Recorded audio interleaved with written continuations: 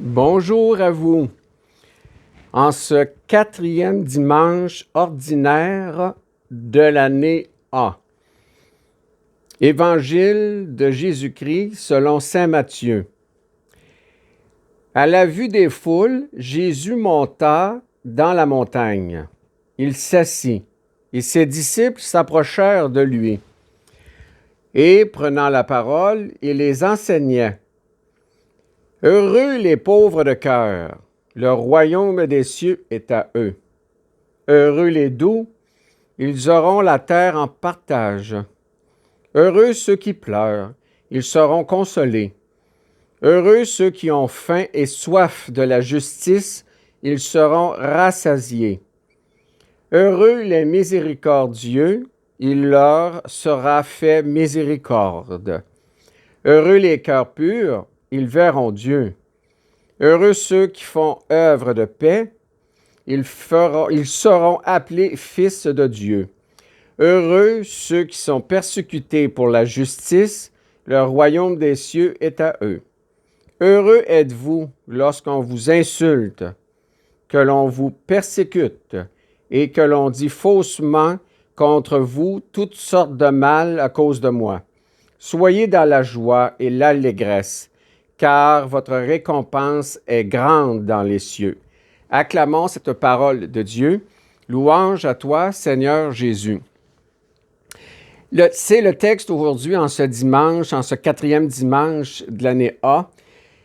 C'est le texte des béatitudes. Pourquoi qu'on l'appelle les béatitudes? A priori, c'est tout simplement un état de grâce qu'on reçoit de Dieu. Chose certaine, c'est que quand nous lisons ce texte pour la première fois, pour l'étudier à fond, et la question qu'on se pose, et c'est inévitable, on pourrait résumer ça ainsi, pourquoi le Christ nous enseigne, donc en résumé, heureux quand ça va mal. Alors, c'est un peu ça finalement, c'est que quand on est en difficulté puis ça va pas bien, pour toutes sortes de raisons, alors le Christ nous enseigne cette philosophie-là de vie, l'aspect théologique de ce texte, donc, est difficile à comprendre, voire même paradoxal. On se demande comment on va y arriver. Alors, la question est légitime parce que ça se peut pas qu'on soit heureux quand ça va mal. Alors, finalement, la raison, c'est simple. C'est toujours simple à comprendre avec Dieu parce que quand nous sommes en relation avec Dieu, dans son amour sincère, son Esprit Saint vient nous habiter intérieurement, vient nous soutenir en quelque sorte pour surmonter les difficultés. C'est aussi simple que ça, c'est la réponse. Ça nous place dans un état de grâce et on se sent soutenu par justement la grâce de Dieu. On entend souvent ça de la part des écrivains, les philosophes. La religion, ceux qui croient en Dieu, c'est des personnes qui sont faibles de nature, ils ont besoin d'une béquille. Et à quelque part, dans le fond, il y a du vrai dans ça, dans ces dires littéraires. Parce que c'est vrai que quand ça va mal, vraiment mal sur différents plans, qu'on est à quelque part attiré vers une force qui est plus forte que nous, et c'est Dieu. A priori, c'est vrai.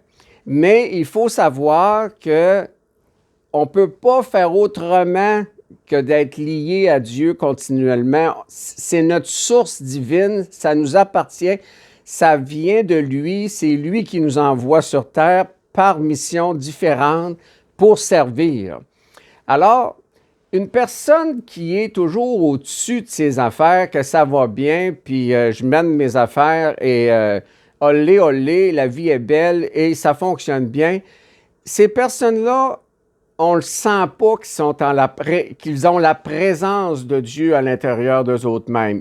À quelque part, ils n'ont pas besoin de Dieu parce que ça va bien, les affaires roulent. Ils sont peut-être un peu en dehors de leur mission parce qu'ils sont tellement au-dessus de leurs affaires qu'ils servent leur propre ego. Donc, à ce niveau, c'est pas l'idéal parce que la mission première, par amour, quand on est en présence de Dieu, on le sent, c'est de servir et aider son prochain. C'est la mission première. Alors, et c'est ce qui donne du sens réellement parce que c'est fait, ce geste est posé par amour. Tandis que quand on est au-dessus de nos affaires, on possède beaucoup, on contrôle beaucoup. C'est seulement servir son propre égocentricité. Alors, donc, dans ce sens-là, il faut véritablement prendre conscience de cette différence-là entre les deux. Parce qu'on le sent véritablement quand le Saint-Esprit, une personne qui est saine d'esprit, même s'il y a des difficultés dans la vie, on va sentir justement qu'il y a ce soutien divin, un soutien divin par l'Esprit Saint qui agit et qui nous permet de surmonter les épreuves. Et surtout, évidemment, quand nous sommes en relation avec Dieu, nous sommes véritablement en joie de vivre. On a véritablement une sensation de vouloir vivre comme être vivant. Alors que le matériel, a priori, c'est difficile de combler nos besoins de base. On le sait a priori que la vie n'est pas facile pour combler nos besoins de base pour manger, s'habiller, avoir un toit sur la tête. Tout ça, c'est difficile quand même. On prend ça souvent trop pour acquis, mais il en demeure pas moins que le rôle de chacun d'entre nous, c'est véritablement d'arriver à aider, à équilibrer tout ça pour permettre à tout le monde de pouvoir s'épanouir pleinement. Alors, le message d'aujourd'hui, dans les béatitudes, c'est que si nous sommes en relation avec Dieu, nous avons cet état de grâce assurément, sincèrement à l'intérieur de nous-mêmes. Alors, comme à l'habitude, j'aime bien vous proposer en terminant mon livre Parcours que vous pouvez vous procurer sur la grande librairie internationale sur Internet, Amazon.